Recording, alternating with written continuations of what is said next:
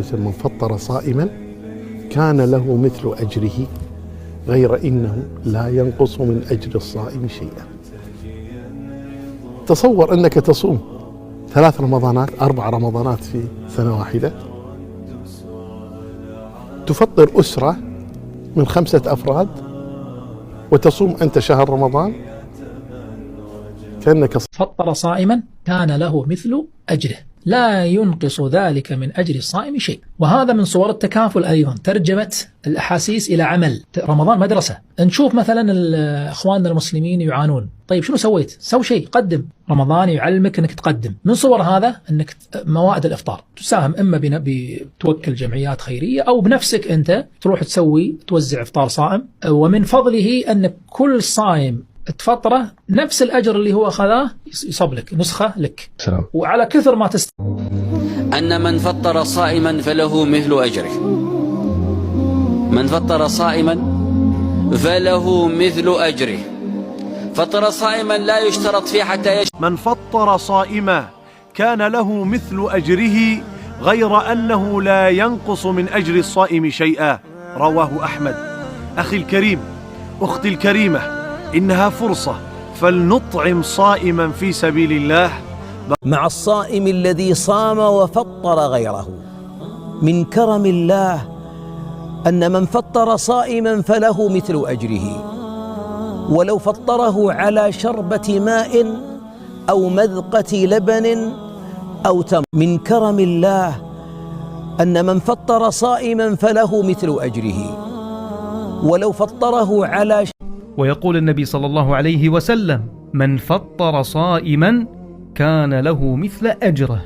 يعني قد تكونين أنت في اليوم الواحد تصومين 5 مرات، لك أجر صيام 5 مرات. أجر صيامك. من فطر صائما فله مثل أجره. فطر صائما لا يشترط فيه حتى يشبع. نصف تمرة تعطيها الصائم فطرته، فكيف لو تمرة كاملة؟ من فطر صائما فله مثل أجره.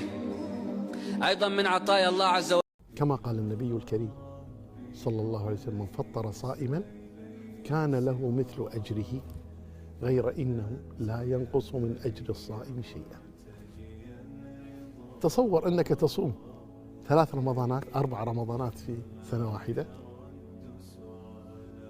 تفطر أسرة من 5 أفراد، وتصوم أنت شهر رمضان كأنك صمت 6 رمضانات، لا ينقص من أجورهم شيء، وتشاركهم في الأجر. من فطر صائما كان له من الأجر مثل أجر الصائم.